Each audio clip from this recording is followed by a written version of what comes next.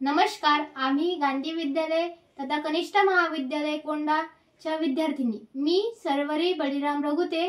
मी महेश्वरी देवनाथ वैद्य। मी सभिक्षा संजय लाखे।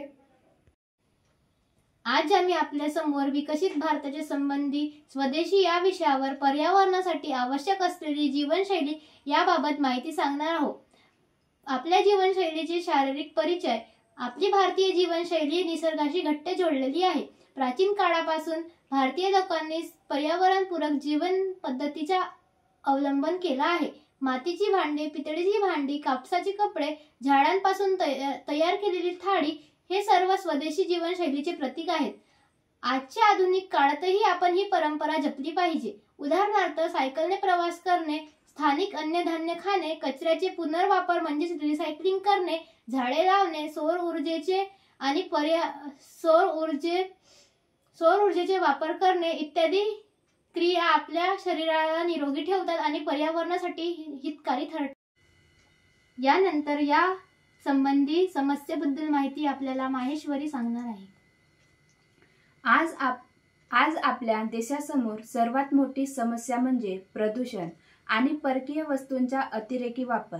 प्लास्टिकच्या वस्तू, रासायनिक खतांचा वापर, वाहनांचे धूर, पाण्याचे प्रदूषीकरण या गोष्टींमुळे पर्यावरणाचा समतोल बिघडत आहे। लोक सहजतेने उपलब्ध असलेल्या पण हानिकारक वस्तू वापरतात।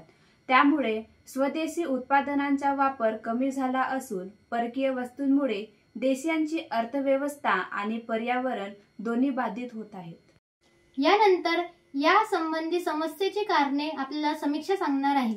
प्लास्टिक आणि रासायनिक वस्तूंचा अतिरेकी वापर, नैसर्गिक संसाधनांचा चुकीचा वापर व जंगलतोड, स्वस्त व आकर्षक परकीय वस्तूंची मोहिनी, आधुनिक जीवनशैलीत अपव्यय आणि भौतिकवादी विचार या समस्येचे दुष्परिणाम। या सर्व गोष्टीमुळे पर्यावरणावर गंभीर परिणाम होत आहेत। हवा, पाणी आणि माती प्रदूषित होत आहे। झाडे, प्राणी आणि पक्ष्यांचे अधिवास नष्ट होत आहेत।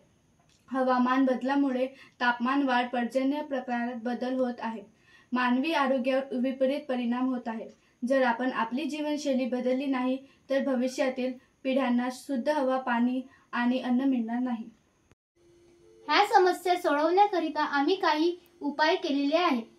आम्ही शाळा व परिसरात जनजागृती केलेली आहे। पोस्टर्स आणि भाषणांच्या माध्यमातून लोकांना समजवले आहे की स्वदेशी वस्तूंचा वापर केल्याने पर्यावरणाचे रक्षण होते आणि देशाच्या अर्थव्यवस्थेलाही फायदा होतो। प्लास्टिक ऐवजी कापडी पिशव्या, मातीची भांडे आणि स्थानिक उत्पादने आणि सायकल किंवा पायी प्रवास या गोष्टींना प्रोत्साहन दिले आहे।